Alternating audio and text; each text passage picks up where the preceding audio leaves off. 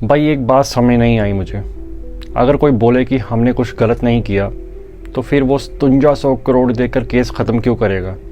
यही सवाल पिछले कुछ दिनों से बहुत लोग पूछ रहे हैं। देखो, सोशल मीडिया पर बहुत लोग इसको सीधा बैंक ऑफ बड़ौदा फ्रॉड बोल रहे हैं, लेकिन असली कहानी थोड़ी अलग है। इसलिए बिना हवा बनाए सिंपल लैंग्वेज में समझाते हैं। स्वागत है आपका डार्क फाइल्स पेज में। सबसे पहले एक नाम याद रखो, NMC हेल्थ। ये यूएई की एक बहुत बड़ी हेल्थ कंपनी थी। एक टाइम पर इसका नाम इतना बड़ा था कि लोग इस पर आंख बंद करके भरोसा करते थे, लेकिन फिर धीरे धीरे कंपनी के अकाउंट्स को लेकर सवाल उठने लगे। इन्वेस्टिगेशंस में एलिगेशंस आए कि कंपनी की एक्चुअल फाइनेंशियल पोजीशन और रिकॉर्ड्स में बड़ा डिफरेंस था। बाद में ये कंपनी इन्फ्लुएंसी प्रोसेस में चली गई। अब यही से एंट्री होती है बैंक ऑफ बड़ौदा की अबू धाबी ब्रांच की। केस में एडमिनिस्ट्रेटर ने एलिगेशन लगाया कि बैंक ने ट्रांजैक्शंस और ड्यू डिलिजेंस को लेकर अपनी जिम्मेदारी ठीक से नहीं निभाई। बैंक ऑफ बड़ौदा ने इन एलिगेशंस को एक्सेप्ट नहीं किया और अपनी तरफ से रॉन्ग डूइंग से इनकार किया। लेकिन फिर एक ऐसी खबर आई जिसने सबको सरप्राइज कर दिया। बैंक ने $600 मिलियन यानी लगभग 5300 करोड़ देकर इस लीगल डिप्यूट को कोर्ट के बाहर सेटल कर दिया। और सबसे इंटरेस्टिंग बात, सेटलमेंट के साथ ये भी कहा गया कि किसी भी साइड ने लाइबिलिटी या रॉन्ग डूइंग एडमिट नहीं की। अब नेचुरली सवाल उठा है, अगर गलती मानी ही नहीं तो इतना बड़ा सेटलमेंट क्यों? देखो, ये ज़रूरी नहीं होता कि हर सेटलमेंट के मतलब गलती मना लेना हो, या कई बार कंपनीज और बैंक सालों तक चलने वाले कोर्ट केसेस अनसर्टेनली और भी बड़े फाइनेंशियल रिस्क से बचने के लिए भी सेटलमेंट चूज़ करते हैं। लेकिन 5700 करोड़ की छोटी अमाउंट नहीं होती, इसलिए ये केस इतना डिस्कस हो रहा है।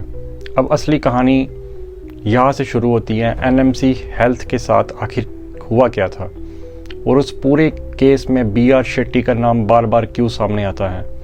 भाई, अब असली सवाल शुरू होता है, आखिर NMC हेल्थ के साथ हुआ क्या था? देखो, NMC हेल्थ यूएई की एक बहुत बड़ी हेल्थ केयर कंपनी थी। हॉस्पिटल्स थे, क्लिनिक्स थे, और कंपनी इतनी बड़ी हो चुकी थी, इस दुनिया भर के बैंक्स और इन्वेस्टर्स उसके साथ काम कर रहे थे। लेकिन फिर एक दिन पता चलता है कि कंपनी पर जितना कर्ज दिख रहा था उससे कहीं ज़्यादा डेबिट होने के एलिगेशन सामने आ रहे हैं, और धीरे धीरे पूरी कंपनी कोलैप्स की तरफ चली जाती है। अब जब इतनी बड़ी कंपनी गिरती है तो सिर्फ कंपनी का नुकसान नहीं होता। जिन्होंने पैसे दिए थे, बैंक्स, लेंडर्स और क्रेडिटर्स, सब अपना पैसा वापस मांगते हैं। यहीं से लीगल वाइट शुरू होती है।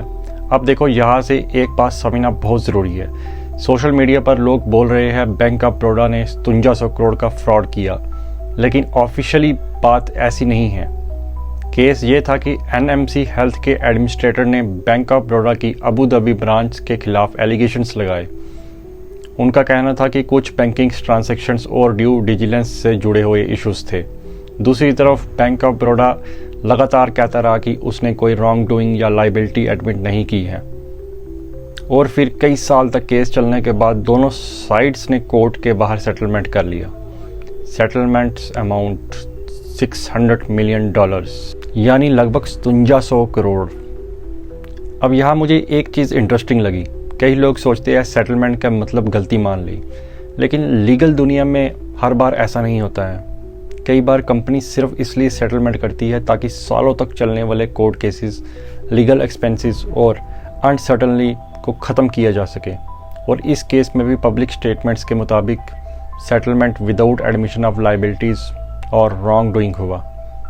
लेकिन 5300 करोड़ की छोटी अमाउंट नहीं होती, इसलिए लोगों के दिमाग में एक ही सवाल घूम रहा है, आखिर ऐसा हुआ क्या था कि इतना बड़ा सेटलमेंट करना पड़ा? और सबसे बड़ा नाम BR शेट्टी इस पूरी कहानी में इतना इम्पोर्टेंट क्यों है, और उनके बिजनेस एम्पायर के कोलैप्स होने ने कितने बैंक्स को हिला दिया? अब देखो भाई, इस पूरी स्टोरी ने मुझे एक चीज़ समझा आई। जब भी कोई बहुत बड़ी कंपनी गिरती है ना, तो सिर्फ उस कंपनी का नुकसान नहीं होता, उसके साथ जुड़े बैंक्स, इन्वेस्टर्स, लेंडर्स और हज़ारों लोग भी उसका असर देखते हैं।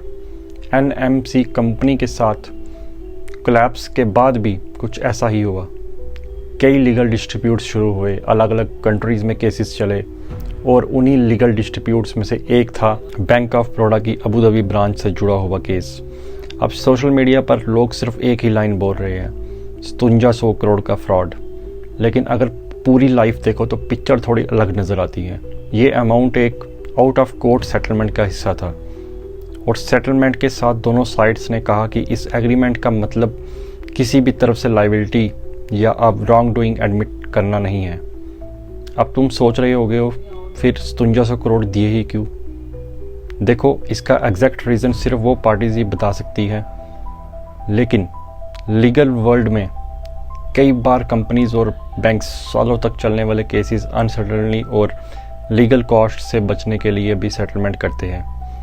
इसलिए हर सेटलमेंट का मतलब ये नहीं होता कि किसी ने अपनी गलती मान ली है।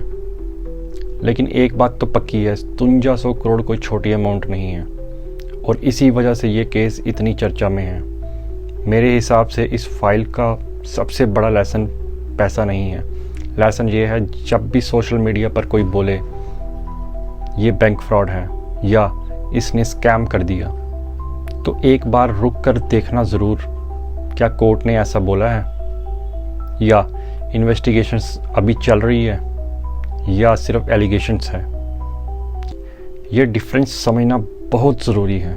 अब मैं तुमसे एक सवाल पूछना चाहता हूँ, अगर कोई बैंक या कंपनी इतना बड़ा सेटलमेंट करती है लेकिन साथ ही ये भी कहती है कि इसने कोई गलती एडमिट नहीं की, तो तुम्हारे हिसाब से इसका मतलब क्या निकलता है? लीगल स्ट्रेटजी या कुछ और? कमेंट में अपना ओपिनियन ज़रूर बताना। मैं हूँ पोरश और आप देख रहे हो डार्क फाइल्स। मिलते हैं अगली फाइल में, क्योंकि हर बड़ी हेडलाइन के पीछे पूरी कहानी अक्सर हेडलाइन से भी ज़्यादा इंटरेस्टिंग होती है। जय हिंद दोस्तों।